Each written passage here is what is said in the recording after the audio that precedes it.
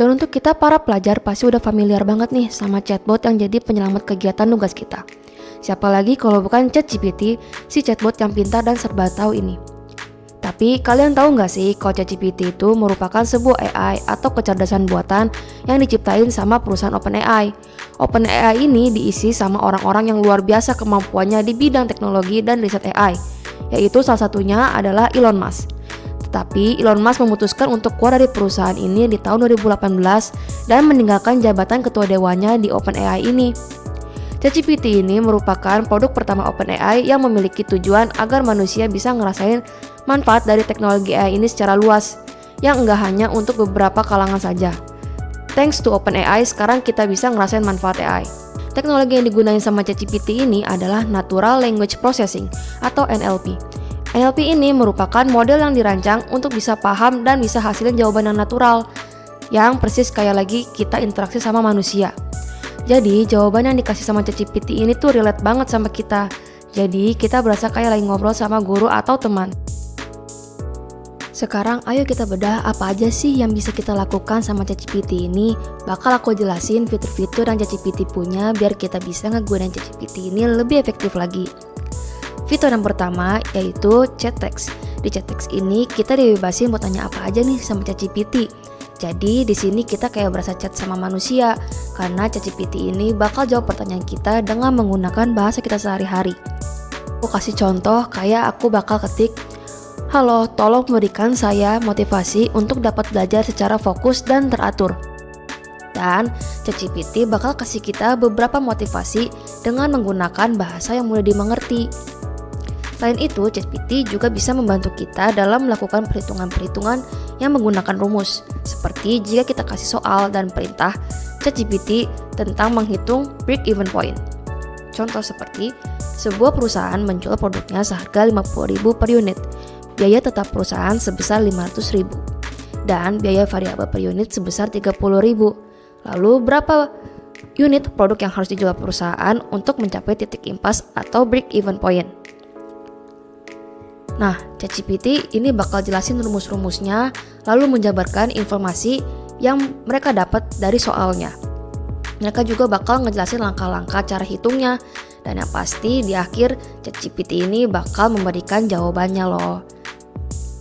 Jadi kita nggak hanya tahu jawabannya aja, tapi kita juga tahu cara-caranya seperti apa. Tapi nggak cuma ilmu pengetahuan aja loh yang bisa dijawab sama ChatGPT. Tapi ChatGPT ini juga bisa jadi asisten pribadi untuk kita dengan buatin jadwal untuk waktu belajar di saat kita lagi hadapin ujian atau buat jadwal belajar kita sehari-hari aja nih. Tinggal kita ketik dan perintah ChatGPT. Contoh, kayak tolong buatkan jadwal belajar untuk ujian tengah semester saya yang efektif dan produktif. Nah, ChatGPT bakal kasih kalian jadwal yang komplit banget nih, dari waktu, hari, dan aktivitas apa aja yang bisa kita lakukan. Dan di akhirnya, ChatGPT juga akan memberi kita tips tambahan. Keren banget kan? Baru dari satu fitur ini aja kita udah sangat terbantu banget nih sama kehadiran si chatbot serba bisa ini. Next, fitur yang kedua yaitu ChatGPT Memory. Fitur ini cukup penting juga untuk kita yang punya intensitas tinggi dalam menggunakan ChatGPT. Karena ChatGPT Memory ini merupakan fitur yang dimana ChatGPT akan mengingat preferensi pribadi penggunanya loh. Jadi kita nggak perlu lagi nih buat menjelaskan preferensi pribadi kita secara berulang-ulang. Kayak misal kita kasih informasi ke ChatGPT bahwa kita adalah seorang mahasiswa, maka ChatGPT akan selalu mengingat kita sebagai mahasiswa. Dan jawaban yang diberikan ChatGPT juga akan menyesuaikan untuk kita yang seorang mahasiswa.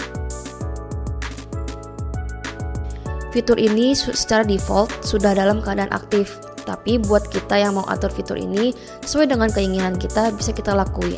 Dan caranya mudah banget nih. Tinggal kita klik akun yang ada di sebelah kanan atas, lalu pilih setting. Nah, di situ bakal ada pilihan personalization. Dan klik tombol on atau off untuk memorinya.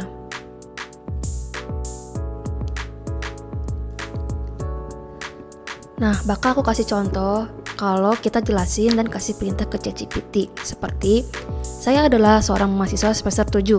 Tolong berikan saya tips kiat-kiat dalam menghadapi skripsi di semester 8 nanti.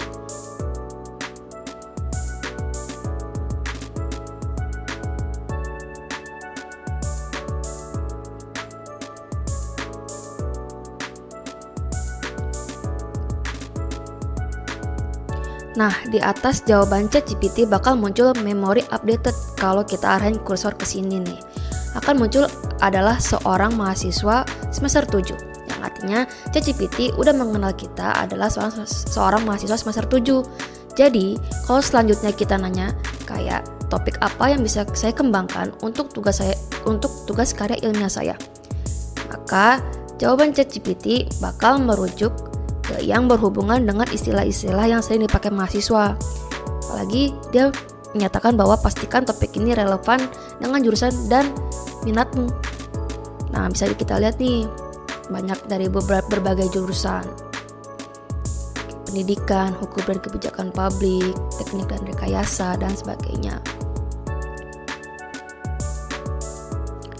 Nah, tapi kita juga bisa nih kasih informasi yang lebih spesifik lagi, biar jawaban ChatGPT juga lebih spesifik dan nggak kasih pembahasan yang luas seperti ini. Contoh, kayak kita kasih perintah ChatGPT seperti ini. Saya adalah seorang mahasiswa manajemen semester 7. Tolong berikan saya tips bagaimana belajar dengan efektif.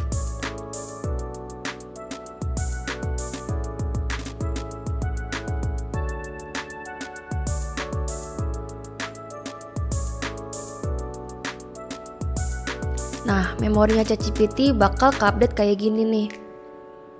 Dan kalau kita perintah lagi, seperti contohnya,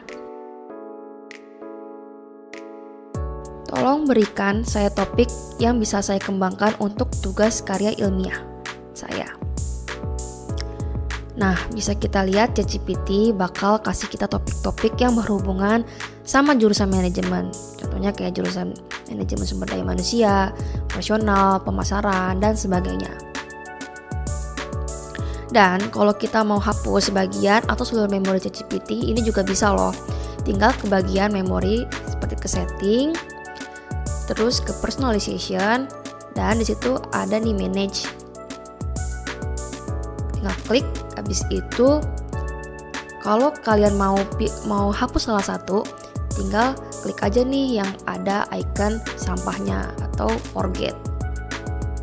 Nah, kalau kita udah punya preferensi yang lumayan banyak nih, ChatGPT udah menyimpan lumayan banyak preferensi kita bisa langsung clear ChatGPT memory. Maka semua preferensi yang ChatGPT punya akan terhapus semua.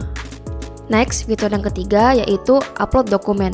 Buat kita nih yang mau suruh ChatGPT buat rangkum tulisan atau nerjemahin sesuatu atau sebagainya, kita bisa dan mudah banget nih, nggak perlu copy paste lagi. Tinggal upload aja dokumen yang kita pilih dan kita bisa kasih perintah ChatGPT sesuai sama kebutuhan kita. Nanti ChatGPT bakal kasih jawabannya ke kita dalam hitungan detik aja loh. Contoh, misal kita mau rangkum tulisan kita, bisa langsung upload dokumennya, terus kita kasih perintah deh, tolong rangkum dokumen ini. Nah, ChatGPT bakal kasih rangkuman ke kita kayak gini nih. Jadi kita nggak perlu banyak waktu buat rangkum, dengan hitungan detik ChatGPT bisa melakukannya untuk kita. Selain itu, ChatGPT juga bisa nerjemahin loh. Contoh, kayak misalnya kita mau nerjemahin cerita rakyat Malin Kundang. Tinggal kasih perintah, tolong terjemahkan ke dalam bahasa Inggris. Maka ChatGPT bakal nerjemahin deh untuk kita. Gimana? Mudah banget dan seru banget kan kalau kita bisa maksimalin penggunaan fitur-fitur ChatGPT ini. Jadi, kalau kita butuh cara cepat buat selesaiin tugas-tugas atau kita butuh inspirasi tipis-tipis aja nih, ChatGPT bakal selalu siap membantu kita 24/7 dimanapun kita berada. Cukup kasih perintah dan biarkan AI yang menjawab.